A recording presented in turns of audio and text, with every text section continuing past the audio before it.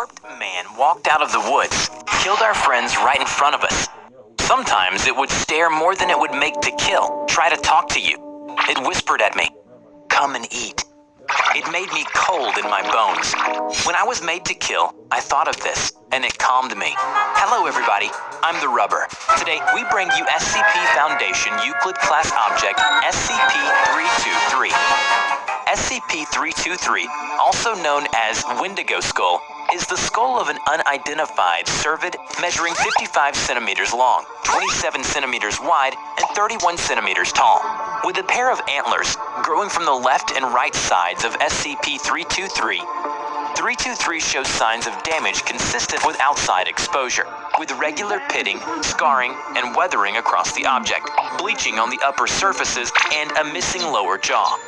The rear of the skull features an approximately centered ovoid gap, measuring 25 centimeters high and 23 centimeters wide, giving access to an interior space 16 centimeters deep. This gap shows signs of tool use, indicating that it was carved with tools, possibly stone. SCP-323 displays the ability to react to aural, tactile, and visual stimuli. Testing has revealed SCP-323 appears to have a field of view similar to that of other cervids and has responded to visual stimuli from up to 50 meters away. 323 is also capable of limited locomotion, typically in the form of small movements and vibrations. In most cases, 323 will only move away when touched or when personnel are present within its containment chamber. But 323 has also demonstrated the ability to make larger movement, such as lunging at SCP's personnel and repeatedly attempting to break through its containment. SCP-323 exerts an influential effect in a radius extending roughly 15 meters from itself. Individuals within this radius will begin experiencing cannibalistic thoughts and urges, violent outbursts, and impaired judgment after approximately 1 hour of continuous exposure. Roughly 74% of individuals who reach this point will attempt to place their heads through the gap present in the back of 323. If an individual is incapable of fitting their whole head through the gap, attempts will be made to bludgeon their heads against nearby hard surfaces until the point that the individual's head manages to fit, loses consciousness, or pass on. Once the individual has fit their head through 323, the individual is classified as SCP-323-1. Within 10 minutes of putting 323 on, 323-1 will undergo drastic physical alterations. 323-1 will experience a rapid loss of body fat, body hair, and pigmentation, followed by the rupturing of the distal phalanges from the fingertips, abnormal tooth growth, and the blackening of extremities consistent with frostbite. Additionally, 323-1 appears to experience greater strength and pain tolerance than the average human. However, 323-1 still appears to be as susceptible to physical harm as it was before contacting SCP-323. SCP-323-1's metabolism will experience a dramatic increase, requiring a constant caloric intake, with starvation occurring anywhere between 15 to 30 minutes, if no self-preservation efforts are made.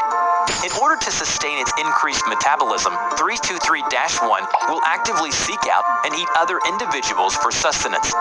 If 323-1 is incapable of finding plentiful nourishment, 323-1 will make efforts to sustain itself, including limiting movement, rationing available food, and auto-cannibalism. SCP-323-1 will only feed upon humans. It is presumed that 323-1 can receive sustenance from other sources, but chooses not to, despite availability or ease of access.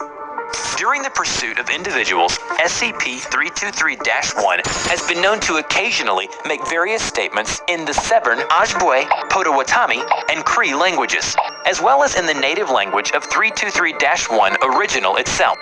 It is not known if these statements and the knowledge of these languages is the result of SCP-323's anomalous influence, or if they originate from 323 itself. The following audio log has been transcribed from surveillance recovered during the 2006 containment breach of SCP-323, which resulted in the death of 12 personnel members before containment could be reestablished. Hungry.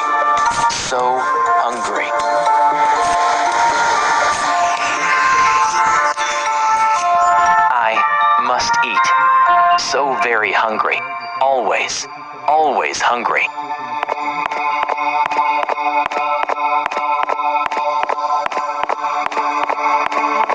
Must not eat. I have to eat. So hungry. So lonely. Alone. Hungry. Should eat. Must eat them all. I must eat to know warmth. So cold. Must eat. SCP-323 was first discovered on December 9, 1997, in the Bittern Lake Reserve, part of the Lac La Ronge First Nation in Canada. A small and unregistered community had been sustaining an active SCP-323-1 by routinely murdering individuals and leaving them out as an appeasement to 323-1. Investigation revealed that many people were involved, and these people were amnesticized after being interviewed, and a cover story involving an unidentified serial killer was propagated. Unfortunately, the 323-1 died of starvation during its transfer to Site-91. James Namakus, an individual involved in the murders and sustaining of SCP-323-1 prior to its containment, was brought in by a professor from the Foundation for questioning. James remained unusually calm throughout and after the interview. James told the professor that he involved in moving the bodies for the wendigo to eat. Here, wendigo refers to the 323-1 instance. His elders told them a story of the Cree men, back when fighting was common, who tried to control the wendigo to give his people an advantage. When asked about how they first encountered wendigo, he said, "One night, I heard yelling all around the village. A warped man walked out of the woods, killed our friends right in front of us. Sometimes it would stare more than it would make to kill, try to talk to you. It whispered at me, 'Come and eat.' It made me cold in my bones. Then I felt like I could understand the warped man, the wendigo, and that we could leave with him like we all do when we pass. When I was made to kill, I thought of this and it calmed me. I didn't run. It would look at me sometimes. I could hear him in my mind. I could feel him watching me from out of my own eyes. This helped me watch these people die, and I hoped it would pass on my family." Following the interview, James was administered anesthesia and was reintroduced to his New Colgate Optic White Oxygen. New whitening in 3 days.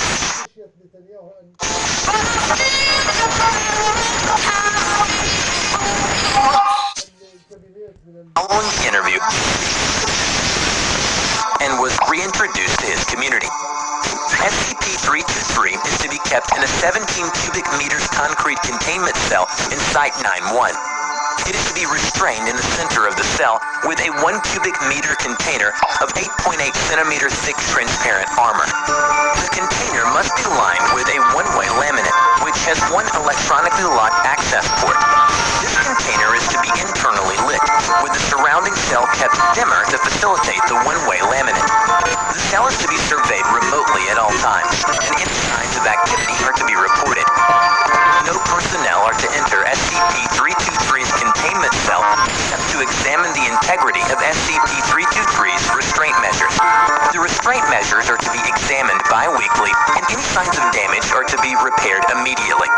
All personnel who enter 323's containment cell are to be accompanied by an armed guard. Personnel are not to be within 323's containment cell for longer than 45 minutes, and any communication around 323 is to be written or spoken in a language other than English or French. In the event that 323 breaches containment and an instance of 323-1 is formed, personnel are to evacuate Site-91 and the site is to be locked down. Remote units are to be deployed to destroy the body of 323-1. Following this, armed personnel may be sent in to reestablish the containment of SCP-323. Before we end this video, we are proud to present these incredibly sweet pieces of fan art. A big thank you to all of you. You can now send us your fan art, and we will be more than happy to show off your best art piece in our next video. Check out our description below on how to submit. I hope you enjoyed today's video. Which SCP do you want to see in the next video, and why it is interesting? Let us know in the comment below. We will draw your story and share it with the world. Don't forget to click like, subscribe to the channel, and hit the bell. Please share it to your friends if you like this video. Thank you so much for watching, and we will see you in the next video. Bye-bye.